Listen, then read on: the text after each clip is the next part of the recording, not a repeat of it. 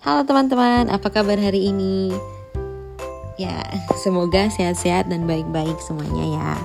Hari ini saya bersama dengan teman-teman saya, kami dari kampus Binus University International. Kami ingin menjelaskan dan mengajarkan tentang lingkungan hidup kepada teman-teman sekalian, yang topik ini berhubungan tentang SDG nomor 15, yaitu menjaga ekosistem darat. Dan sebelum kita mulai, kami ingin perkenalan dulu. Dimulai dengan saya sendiri, nama saya Vanessa Nadia Sumarau. Saya Audrey Darmawan. Dan saya Valencia.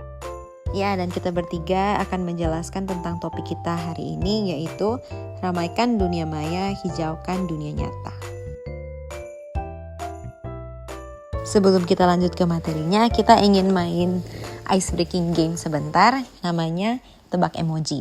Dan di sini teman-teman harus menebak sebuah bencana alam atau sebuah kondisi di lingkungan saat ini sesuai dengan emoji-emoji yang ditampilkan. Nanti akan ditampilkan 4 emoji dan berdasarkan emoji tersebut silakan teman-teman menebak bencana alam apakah itu. Oke, kita mulai pertanyaan pertama. Akan diberikan waktu 10 detik untuk menjawab pertanyaan ini. 10 detik dimulai dari sekarang.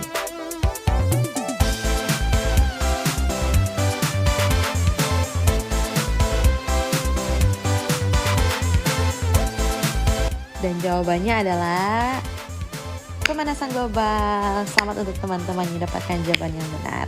Untuk teman-teman yang mendapatkan jawaban yang salah, jangan sedih dulu, kita masih ada pertanyaan selanjutnya. Pertanyaan selanjutnya silakan dijawab dalam waktu 10 detik. 10 detik mulai dari sekarang.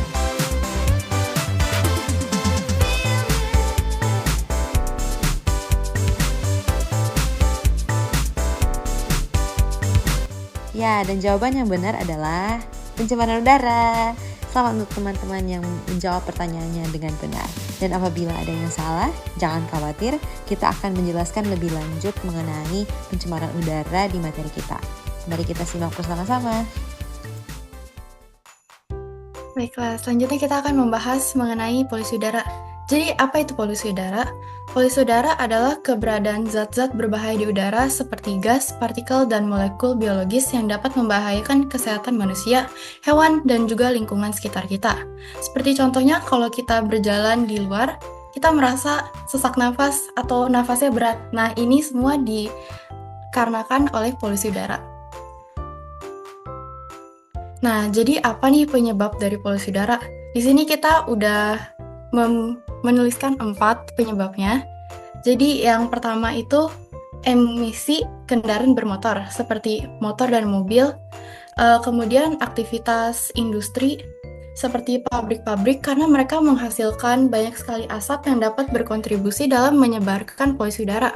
Kemudian ada urbanisasi dan konstruksi seperti adanya pembangunan di daerah yang belum berkembang sehingga dibuatnya ada gedung-gedung perkantoran atau pabrik sehingga membuat ada banyaknya aktivitas di sana. Dan terakhir ada pembakaran terbuka seperti membakar sampah di lahan-lahan terbuka. Selanjutnya akan dilanjutkan oleh teman saya Valencia. Nah, kita sering berbicara tentang pentingnya menjaga lingkungan. Tetapi sejauh mana kita sudah mengambil tindakan nyata? Perubahan besar selalu dimulai dari langkah kecil, dan langkah itu bisa dimulai dari diri kita sendiri.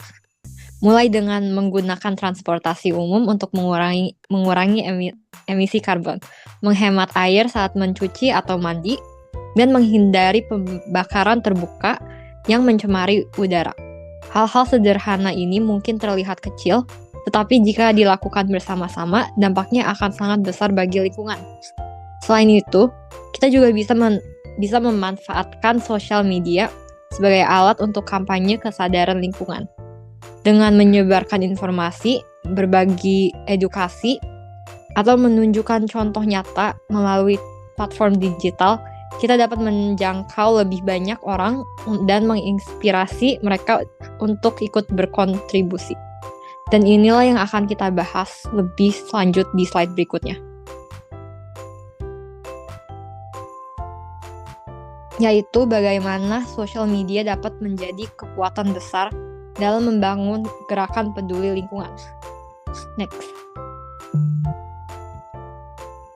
Dengan 139 juta pengguna di Indonesia, media sosial menjadi platform yang sangat kuat untuk menyebarkan informasi.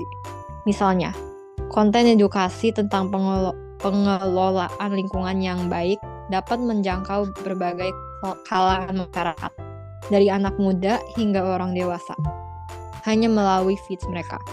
Tidak hanya itu, kampanye seperti #ZeroWaste yang viral di Instagram dan TikTok telah membuktikan bagaimana tantangan sederhana bisa menginspirasi jutaan orang untuk mengurangi penggunaan plastik sekali pakai. Ini menunjukkan bahwa media sosial mampu menciptakan perubahan perilaku yang signifikan. Selain itu, kolaborasi melalui grup atau komunitas online juga memainkan peran penting. Komunitas ini menjadi tempat berbagai pengalaman, ide, dan solusi yang relevan untuk gaya hidup berkelanjutan. Dengan berinteraksi dalam grup seperti ini, pengguna tidak hanya merasa didukung, tetapi juga termotivasi untuk terus berkontribusi bagi lingkungan.